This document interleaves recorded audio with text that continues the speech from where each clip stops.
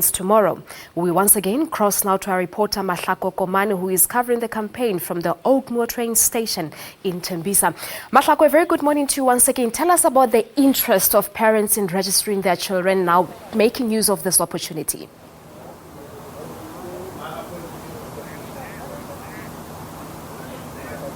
Thank you very much. We are back again here at the Oakmoor train station out in Tembisa with the Department of Education on their mass drive for applications for grade 1 and grade 8, which we know that they are closing tomorrow. So parents are encouraged to apply in time so that we avoid the January rush where parents are coming to the department and the department is inundated with applications for for high school and also for primary school. With me here today, I also have the MEC for Education in Gauteng, Mr. Panyaza Lesufi. MEC, thank you so much. Thank you so much. Good morning.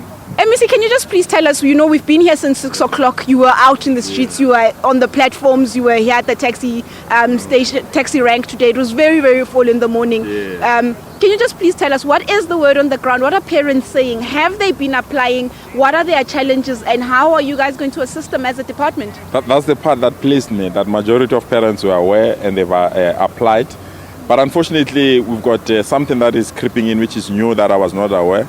There are lots and lots of parents that are foreign nationals who don't have proper documents. And they have explained to me that unfortunately they are struggling to register because they don't have proper documents. And I've indicated that I'll speak immediately with our Home Affairs counterparts to find a way of assisting them so that they can be in a position to apply. But majority of people are excited that this online registration is making things easier.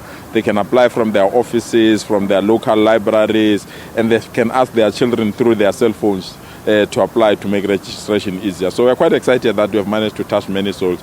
But as you said, the deadline is coming fast, you know.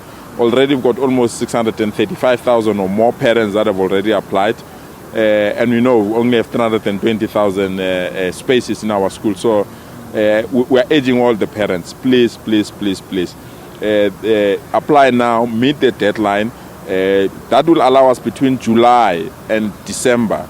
Where there is a need to build extra classes, we'll build extra classes. Where there is a need to appoint new teachers, we'll appoint new teachers. Where there is a need to have new furniture, we'll have new furniture. But if you apply January and you want your child to get a teacher, to get a furniture, to get a textbook, it becomes practically impossible because you have to go to other government departments to request funding. So we are urging parents, please, please, please, it's in your hands. Midnight tomorrow, let's ensure that everyone is registered. And MEC, we do know that last week there was that victory that your department had at the Constitutional Court. Yes. With admissions coming up in January, what are the checks and balances that the department has put into place to meet the judgment? Well, we're excited. We've already established the team to work on the judgment and develop a management plan. What we want now is for us to incorporate some of the findings of the court within these admission processes.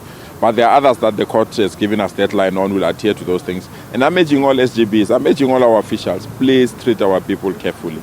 Please treat them with love. Please treat them with dignity. Don't chase them away and shout at them and say things that are not needed. You know, we have to work together to ensure that we succeed because we're doing all these things for our children. We're not doing it for ourselves. So don't deny another parent the right to ensure that their children can get quality education. So we're quite excited with the Constitutional Court. We are indeed putting it within our management plan. I'm quite convinced that come January next year, all systems will be ready for us to incorporate and implement the court judgment.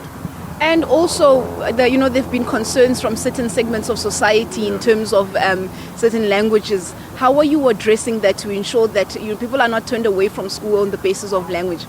To me, it's a very sensitive matter that I want SGPs to be very sensitive towards it. You know? All our schools belong to all our children, and all languages are welcome. There's no language that is going to be chased or undermined or chased away. All our languages are going to be respected. So the only thing that I'm pleading is that there will be no school that just want to have its own language alone. You know, we can have various languages under one roof. It's possible.